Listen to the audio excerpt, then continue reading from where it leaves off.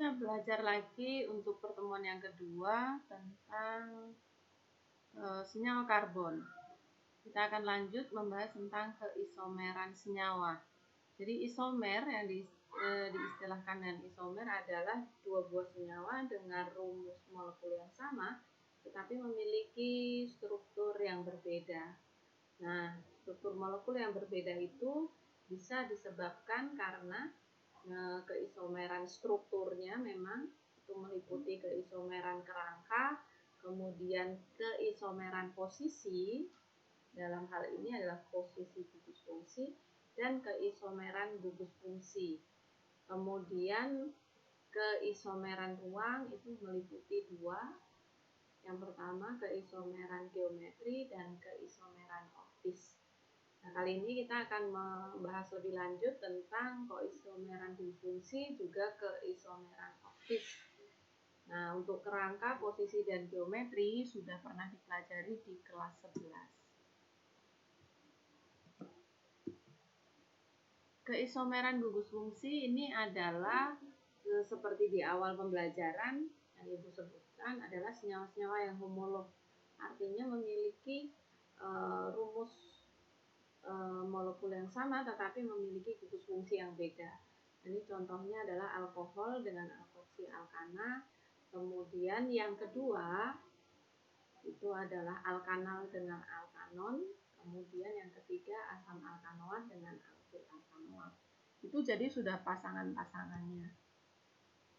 Nah, ini yang dimaksud dengan isomer geometri. Waktu kelas 11 sudah pernah dijelaskan, sudah pernah dipelajari, meliputi isomer cis trans. Nah, jadi kalau cis itu berarti dia ada di pihak yang sama. Jadi molekul-molekul besarnya ada di pihak yang sama. Kalau trans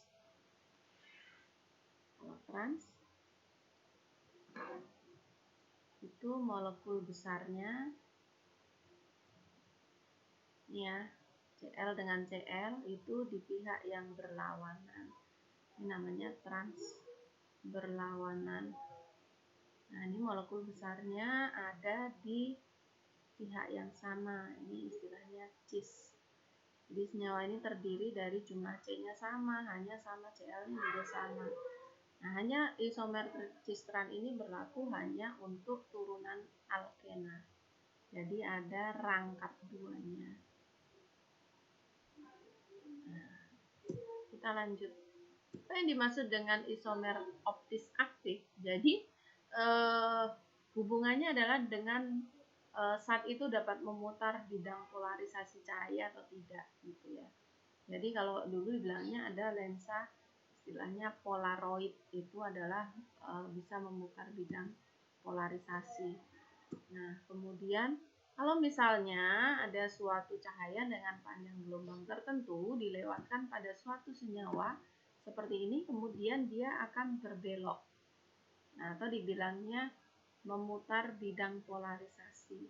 Bisa ke kanan, bisa ke kiri.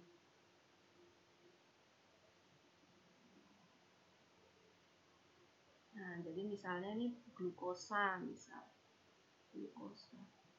Oh, kok dia ada simpangannya, ada alfanya, gitu ya. Berarti itu merupakan zat yang optis aktif istilahnya. Nah, isomer optis yaitu zat dengan rumus molekul yang sama tetapi memiliki kemampuan memutar bidang polarisasi. Kenapa begitu? Karena dia memiliki atom C yang asimetris. Artinya atom C yang mengikat 4 atom atau gugus yang berbeda. Nah, jadi atom asimetrisnya yang ini nih, C yang di sini nih. Kenapa? Karena dia di sebelah kiri dia ngikatnya CH3, kanan OH, di atas CH2 CH3, di bawah H. Nah, ini namanya butanol ya. Jadi kalau ini rantai utamanya ini nih. Ini rantai utama. Nah, jadi kalau digambarkan sebenarnya CH3, CH, kemudian OH, CH2, CH3. Ini sama ya. Sama. Nah, optis aktifnya itu kebalikannya, jadi kayak tangan, seperti tangan kanan dan kiri.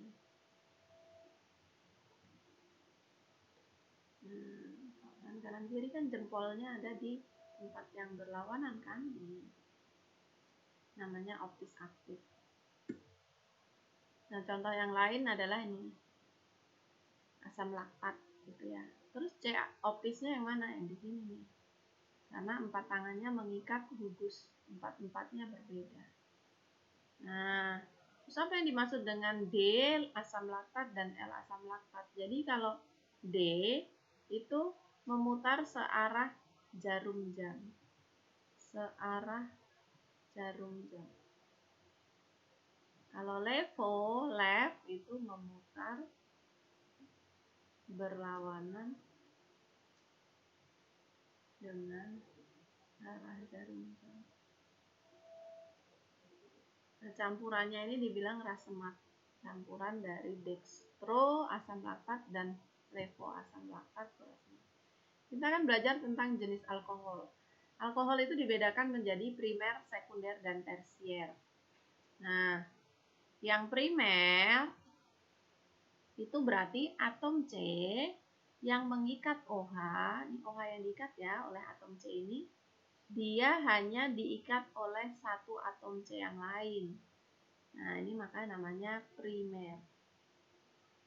Karena C yang ini hanya mengikat satu atom C yang lain. Nah, ini namanya atom C primer. Kalau yang sekunder, ini OH diikat oleh atom C. Nah, atom C ini mengikat dua atom C yang lain. Nah, ini namanya sekunder. Mengikat dua atom C yang lain. Nah, ini atom C yang mengikat OH mengikat dua atom C yang lain. Nah, kalau tersier berarti atom C yang ikat OH dia mengikat 3 buah atom C yang lain. Nah, ini namanya tersier, gitu ya. Nah, kita lanjut. Kita akan belajar tentang reaksi-reaksi yang terjadi pada alkohol. Alkohol dan ether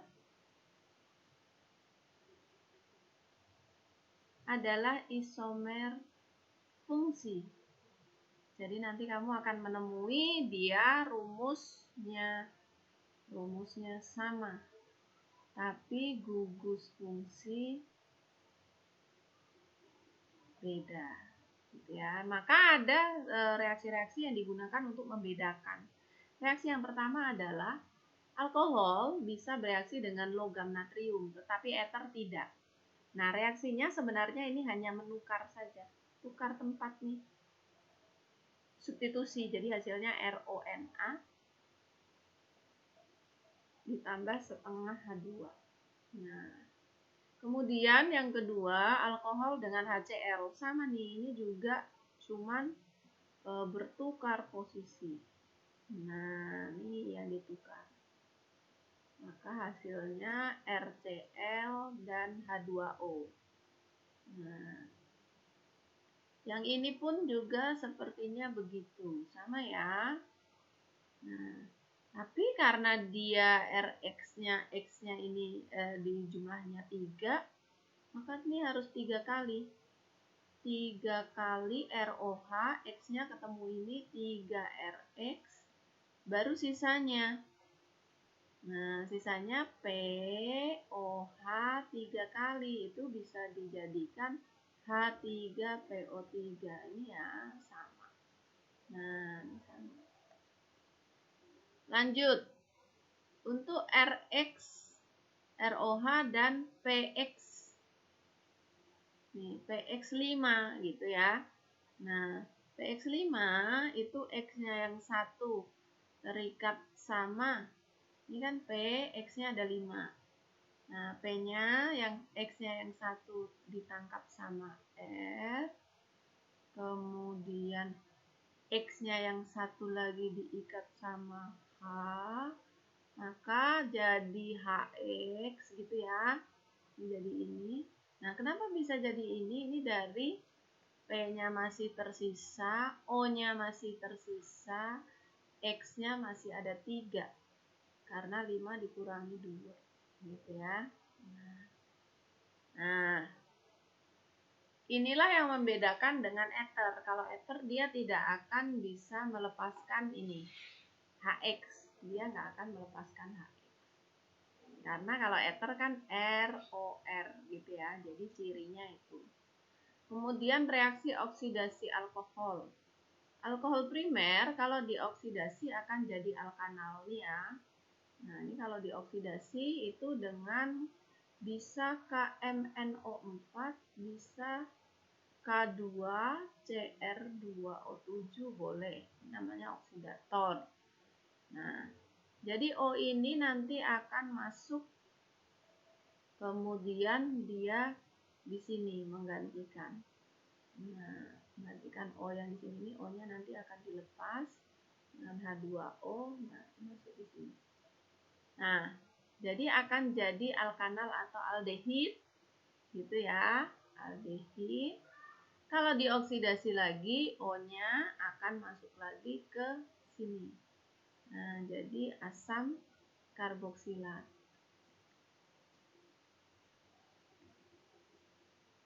Nah, ini asam karboksilat. Ini gugusnya asam karboksilat.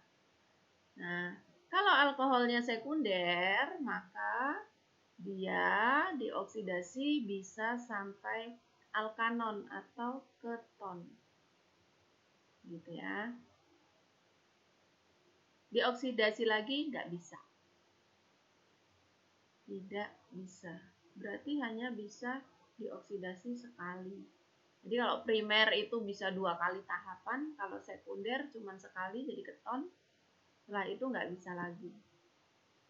Kalau alkohol tersier, itu dia akan dioksidasi, tidak bisa dioksidasi semuanya. Jadi mau oksidasi yang pertama atau kedua tetap tidak akan bisa. Nah, bagaimana reaksi alkohol dengan asam alkanoat atau asam karboksilat? Nah, diletakkan di sini. Hasilnya dah ester. Nah, jadi contohnya misalnya saya punya CH3CH2OH. Saya reaksikan dengan ini alkoholnya ya, direaksikan dengan HO, kemudian CO, kemudian CH3 misalnya gitu. Nah, di sini nih akan menghasilkan air. Nah, dilepaskan airnya, kemudian ini disambung aja. Nah, maka hasilnya akan jadi CH3, CH2O, C, rangkap O, kemudian CH3. Nah, RCOO-R. Ini adalah ester.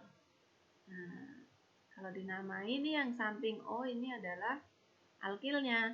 Nah, berarti namanya etil. Nah, ini karboksilatnya, C-nya 2. Etanol. Reaksi alkohol dengan asam sulfat ada 2 macam. Kalau alkoholnya itu hanya diberikan suhu yang tinggi, maka yang bereaksi itu hanya satu alkohol. Kalau diberikan suhu yang rendah, maka dia butuh 2 alkohol. Nah, jadi saya kasih contohnya kayak gini nih. Ini mekanismenya ya. CH3 itu dari CH2, ini di sini ada H-nya, ya kan?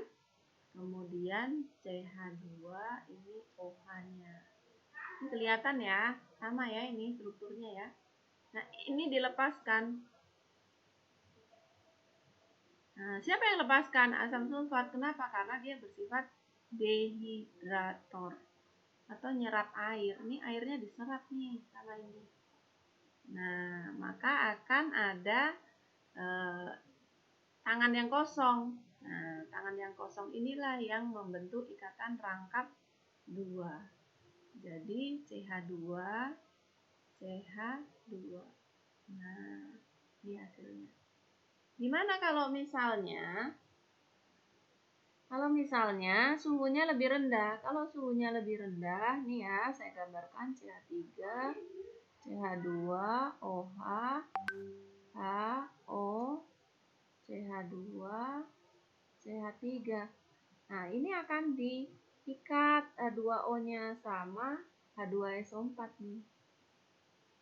Nah, sisanya tinggal sambungin aja. Berarti CH3, CH2, ada O-nya, kemudian CH2, CH3.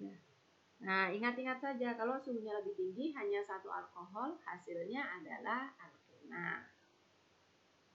Kalau dia suhunya lebih rendah, 130, berarti yang terjadi adalah eter, ya kan? Di suhu 120. Semuanya, dua-duanya melepaskan H2O karena tadi diserap oleh H2SO4. Bagaimana reaksi eter? Nah, ya, eter itu kalau dibakar berarti direaksikan dengan O2 pasti hasilnya CO2 dan H2O. Inilah yang membedakan dengan alkohol. Kalau alkohol itu bisa bereaksi dengan natrium, kalau eter nggak bisa. Jadi nanti suatu saat ada soal C3H8O bisa bereaksi dengan natrium.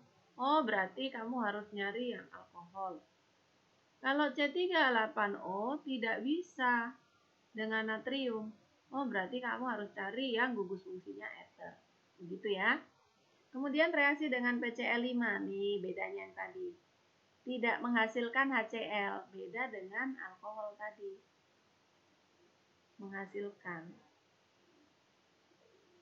Nah, ini sama ya, Cl yang satu diikat sama ini, Cl-nya yang satu lagi diikat sama ini, tinggal ditulis saja sisanya. P, O-nya masih 1, Cl-nya sisanya masih 3. Sisanya. Reaksi dengan asam halida. Nah, ini cuma tukar tempat saja. Nah, tukar tempatnya antara O dan R dan H. Nah, ini tukar tempat. Gitu. Nah, yang ini kalau jumlahnya berlebih. Nah, berarti ada 2 buah. Nah, I-nya yang satu ngikat R, yang satu lagi ngikat R, hanya sisa 2, ya kan? Dan O bergabung. Nah, jadi H2O. Gitu. Bagaimana reaksi dengan aldehid? Nah, tadi sudah disebutkan di awal. Ini aldehid itu berasal dari mana? Berasal dari alkohol primer. Jadi kalau alkohol primer bisa jadi aldehid. Dioksidasi lagi bisa jadi asam karboksilat. Nah, ini adalah reaksi oksidasi. Apa sih pengoksidatornya? Adalah larutan valine A, valine B, CuSO4 bisa. Kemudian ada lagi perak nitrat. Nah, kalau bereaksi dengan perak nitrat, dia akan menghasilkan endapan perak. Seperti ini. Nah, ini merah bata dari Cu. Ini valine atau Benedict. Nah, biasanya digunakan untuk identifikasi urin yang mengandung gula. Nah, kenapa? Karena gula ini punya gugus aldehid. Nah, yang bedakan ini. Jadi kalau keton nggak bisa, tapi kalau aldehid bisa nih. Jadi akan menghasilkan endapan merah bata dengan valine dan Benedict. Kalau ini dengan tolen. Nah, ini tolen. Menghasilkan cermin perak. Reduksi aldehid kebalikannya. Kalau tadi dioksidasi jadi asam karboksilat, kalau direduksi jadi alkohol apa? Alkohol primer. Nah, bagaimana dengan reaksi alkil alkanoat? Namanya hidrolisis ester. Jadi kalau saya punya ester CH3, CH2, CH2, kemudian COO, CH3. Nah, dihidrolisis itu bereaksi dengan H2O. Nah, saya tulis kayak gini. Nah, yang jadi alkohol adalah alkilnya. Ini bakalan terikat sama ini. Nah, baru ini alkanoatnya nih. Nah, ini alkohol. Ini akan jadi alkanoat kalau ketemu sama H. Nah, maka hasilnya adalah CH3, CH2, CH2, COO, H, nih ke sini ditambah CH3OH. Nah, jadi kalau ini namanya metil butanoat. Metilnya akan jadi metanol, alkoholnya. Sedangkan ini jadi asam karboksilatnya tetap jadi asam butanol.